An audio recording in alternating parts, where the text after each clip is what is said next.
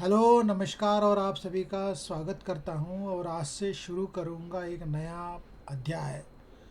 और ये अध्याय अपने आप में पूरे हिंदुस्तान में, पूरे विश्व में इस अध्याय के बारे में सभी को पहले से ही जानकारी होगी।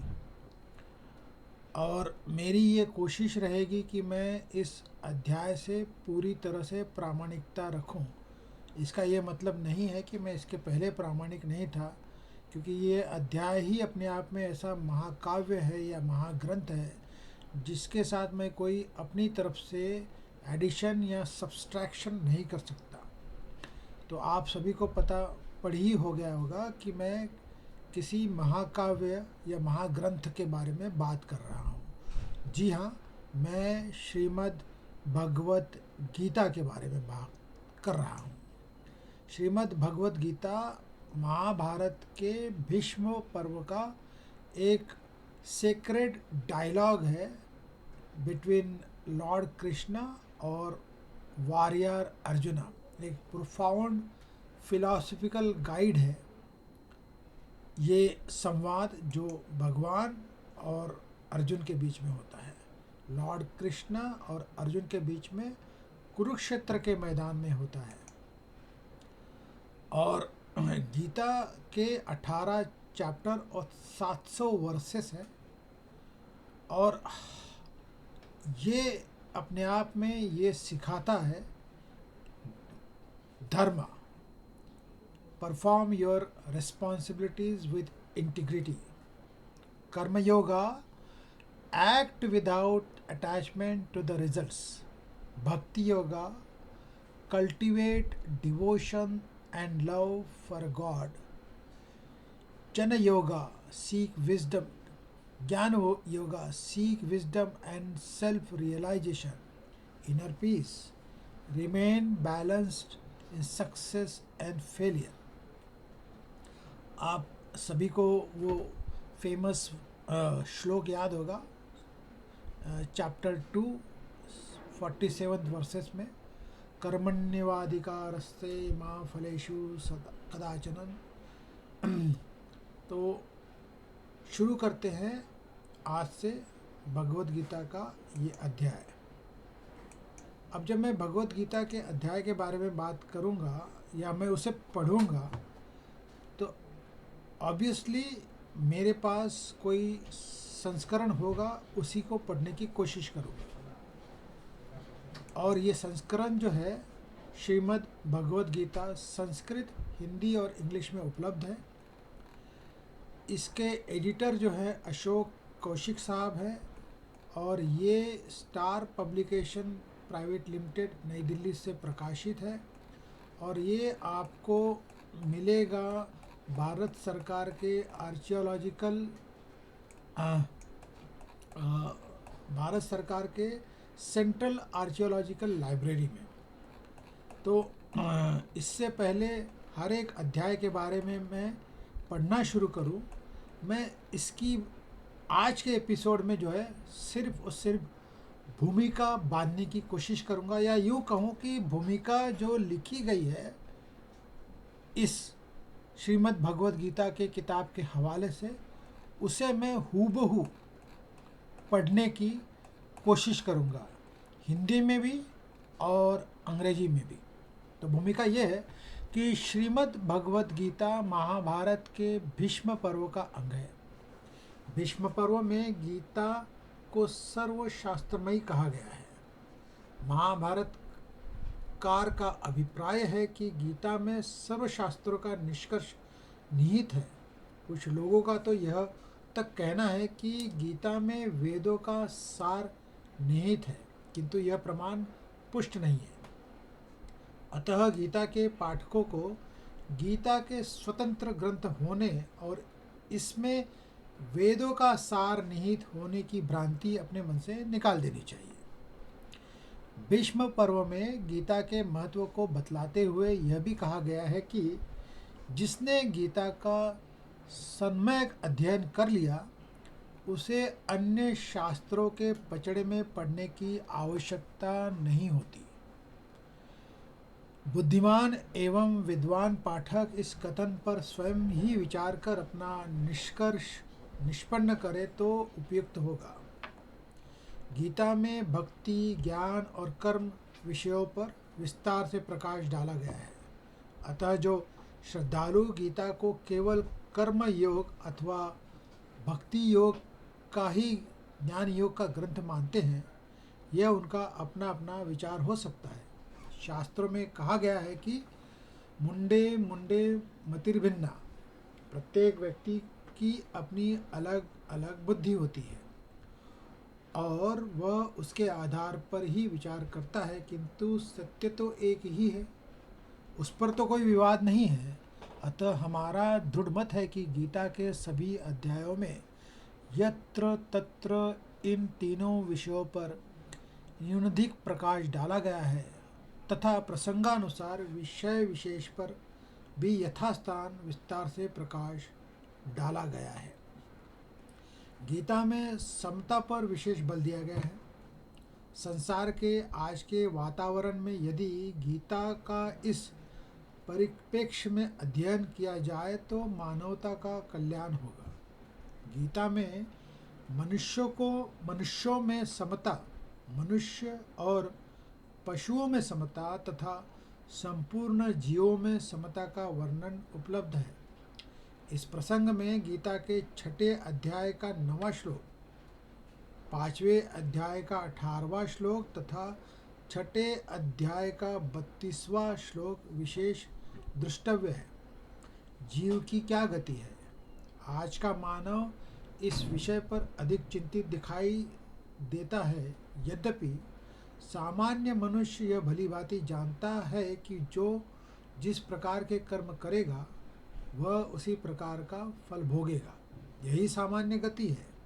तथापि वह इसको जानता हुआ भी अपने कर्मों की गति को बदलता नहीं, अतः दुख ही अधिक भोगता है। गीता में जीवों के गुण एवं कर्मानुसार उनकी उत्तम, मध्यम और कनिष्ठ ये 3 गतियाँ बतलाई गई है।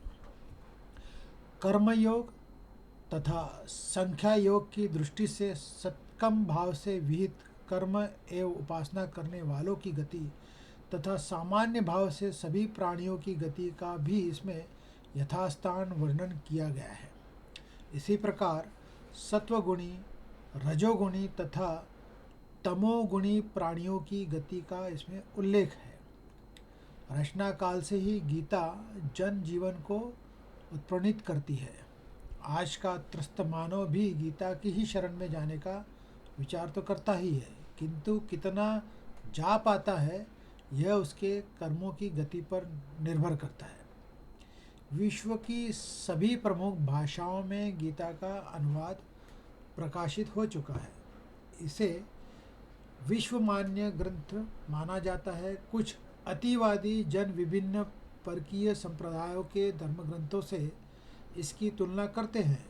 यह उनकी मंदमतीता है, क्योंकि जिन ग्रंथों के साथ इसकी तुलना की जाती है वे 2 सहस्त्र वर्षों से अधिक प्राचीन नहीं है, जबकि गीता का रचना काल कम से कम 5 सहस्त्र वर्षों से पूर्व तो माना ही जाता है। अतः पूर्व ग्रंथ की पर ग्रंथ से तुलना करना अपनी मंदमती का ही प्रदर्शन करना कहा जा सकता है। इस दुष्प्रयास का प्रत्याख्यान करना नितांत आवश्यक और अनिवार्य है। जिस प्रकार गीता का अनेक भाषाओं में अनुवाद उपलब्ध है, उसी प्रकार इसकी अनेक टीकाएँ भी उपलब्ध हैं। गीता के प्रस्तुत संस्करण के प्रणयन में यदि उन सभी को नहीं तो उनमें से अधिकांश को दृष्टि में रखा गया है। उनमें से जो नवनीत उपलब्ध हो पाया है उसे यहाँ प्रस्तुत करने का प्रयास किया गया है।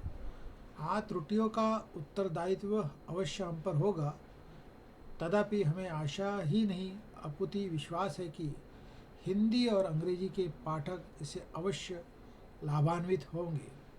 इस भावना के साथ आपको समर्पित ये अशोक कौशिक जी का संपादन है। और मैं अब इसका इंट्रोडक्शन जो है यानी जो भूमिका है इसका अंग्रेजी में अनुवाद करूं।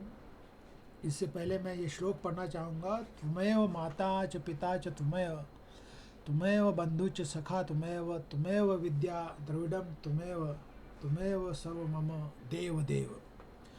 Thou art mother, thou art father, thou art kinsman, thou art friend, thou art knowledge, thou art wealth. Thou art my all, O Lord of Lords. Srimad Bhagavad Gita is just not a holy book, it has also gained a prominent place in literature of the world. It contains divine word emanating from the lips of the Lord Krishna. This great epic is an eloquent proof of the observation. As a scripture, this book embodies the supreme spiritual mystery and secrets. Its style is so simple and elegant that with a little study one can easily follow the structure of its word.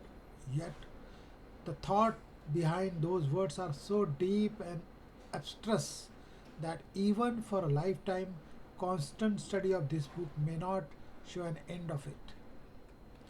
The Bhagavad Gita is unfathomable ocean of wisdom. It is bottomless sea containing endless strait of meanings. Just as a diver diving deep in the sea lays his hands on the precious gems, similarly, diving deeper and deeper into the secrets of this book, the seeker goes on discovering more and more piles of extraordinary gems of the thoughts and the ideas. The Bhagavad Gita is a part of Mahabharata, but even then it has its own identity, which has made it more prominent than Mahabharata. It may look to be just narration of the happening of the war between Kauravas and Pandavas, but it is the philosophy of the life, expressed from the lips of the Lord Krishna, addressed to the warrior Arjuna, defining the following ideas. Facing your enemies in a war is auspicious and special duty. The Lord alone is to be worshipped, and that only by doing one's own duties, and other worship or duty should be abandoned. Devotion to the Lord is the mean to which all the rest is subservient. The Lord is far different from the whole world, and everything is under his control. He is the supreme being, perfect in every excellence. The human being is obliged to perform his duties without hoping for the fruits which he may get out of his performance. Srimad Bhagavad Gita has been translated into several languages, and each translation has been reviewed and commented in different ways. But this edition of Bhagavad Gita has its own distinction. It contains its original Sanskrit text, shloka by shloka, with its translation into Hindi as also in English. We hope that this edition will enlighten not only those readers who read it from religious viewpoint, but also to those who want to study this great literary work. It has been brought out in comparatively bolder type so that it can be easily read by the readers of the all ages. ये publisher की तरफ से भूमिका मैंने जैसे पहले बताया। अब इसी किताब के हवाले जो श्रीमद् भगवद गीता जो किताब है, ग्रंथ है, इसके हवाले से अगले वीडियो के एपिसोड दर एपिसोड में मैं इसे पूरी प्रामाणिकता से पढ़ने की कोशिश करूँगा, बगैर किसी त्रुटि के और बगैर किसी अपनी तरफ से किसी एडिशन या सब्सट्रैक्शन के। तो इंतज़ार कीजिएगा अगले एपिसोड का, जहाँ से शुरू होगा भगवद गीता का हर वो अध्याय शुरू से अंत तक। Thank you and have a nice day.